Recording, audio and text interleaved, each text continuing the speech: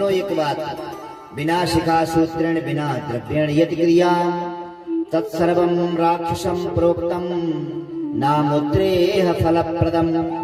बिना शिखा के बोधि के, बिना सूत्र के जनेऊ के और बिना दब के किया हुआ कार्य सब निरर्थक हो जाता है। क्यों ब्राह्मण देवता जी विनोद भाई है नहीं? इसलिए पूजा में दब लगता है।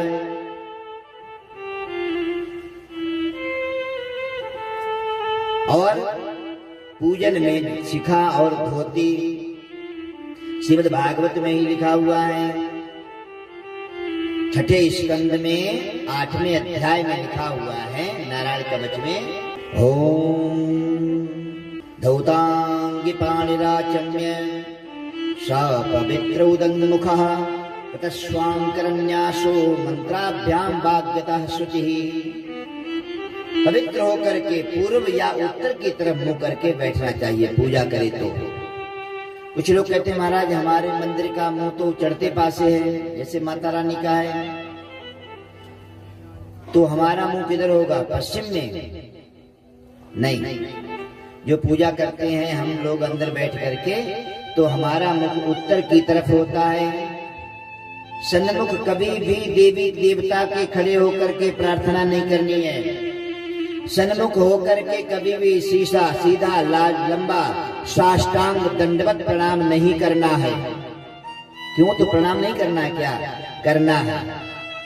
पहले ये सोचो क्यों नहीं करना है। राम जी महाराज के सामने यदि आप गए तो राम जी के वाहन कौन है? राम जी के भक्त हनुमंत लाल जी महाराज हैं। वो हर समय बाहर खड़े रहते हैं और तुम पैर करोगे भगवान की तरफ, मुख करोगे, सिर करोगे तो पैर हनुमान जी की तरफ हो जाएंगे।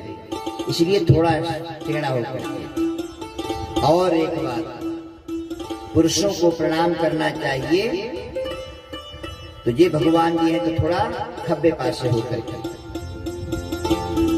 लेट करके साष्टांग दंडवत प्रणाम करना चाहिए। मंदिर तो मैं बैठता हूँ व्यास गद्दी पर, तो वहां कुछ लोग आते हैं तो कुछ लोग तो ऐसे प्रणाम करते हैं, कुछ लोग ऐसे हाथेली करेंगे।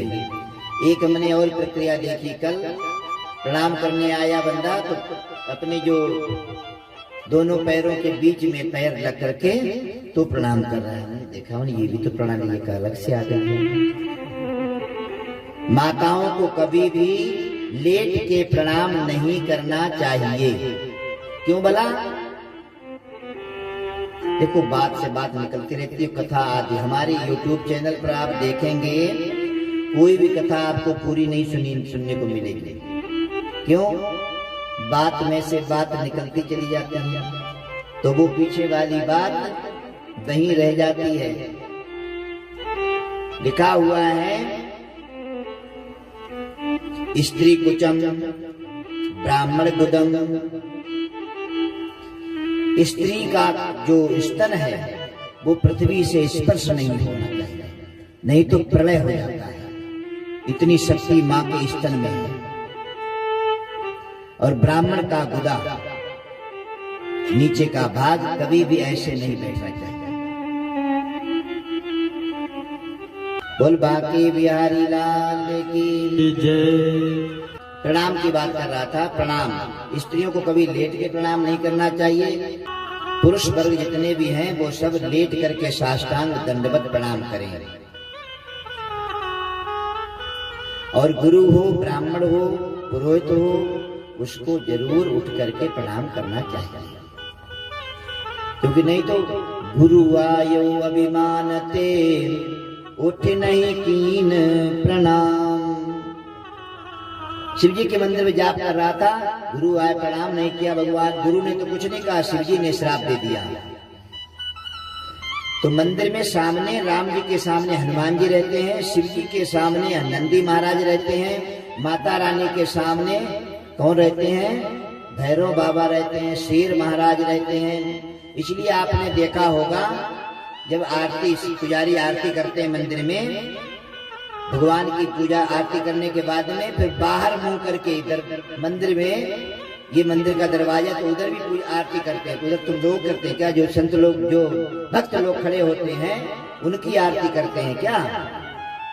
नहीं, वहां सामने खड़े होते हैं हनुमान जी महाराज, गरुड़ जी महाराज, उनका पूजन कर, उनकी आरती करते हैं। इसलिए पुजारी जब उनकी पूजा आरती कर देता है तो वहीं पर रख देता है, क्योंकि भक्त की आरती हो गई तो नीचे रख देते हैं।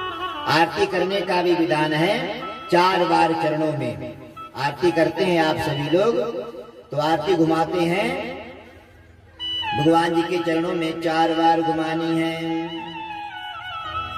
फिर उसके बाद में 2 बार नाभि में और 1 बार मुखमंडल पे आरती घुमा दी। कितनी बार हो गई? 7 बार।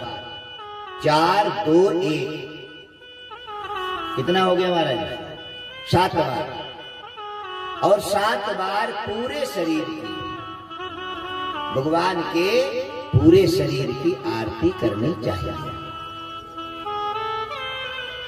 तो 14 भुवनों की आरती, जितने भी देवी देवता हैं, 14 भुवन हैं, 14 भुवन में जितने भी हैं सभी की आरती होती है। एक ही साधे सब सदे, सब साधे सब जाए, सर्वदेव नमस्कारम केशवम प्रतिगच्छति।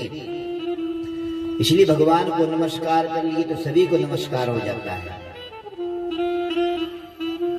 भगवान का चरणामृत, शास्त्री जी, भगवान का चरणामृत 3 बार लेना चाहिए। गुरु का चरणामृत, गुरु का चरणामृत 2 बार लेना चाहिए। और हत्या का जो स्नान कराते हैं, कोई बुआ बाबा वगैरह हैं, तो उनका चरणामृत 1 बार लेना चाहिए। और चरणामृत लेने के बाद में अपने शरीर से नहीं पोंछना चाहिए, नहीं तो हमारा शरीर जूठा हाथ होता है, पूरा शरीर अपवित्र हो जाता है। भगवान का चरणामृत लेते हैं तो पहले नीचे कपड़ा रख करके, दुपट्टा रख लीजिए, कुछ भी रख लीजिए कपड़ा, उसके बाद में गोकर्णी मुद्रा से ऐसे जो है भगवान का चरणामृत लिया। तो चरणामृत लेते हैं, पिया उसको, आधा हाथ में रह जाता। बोलिए हनुमंत लाल जी महाराज की जय।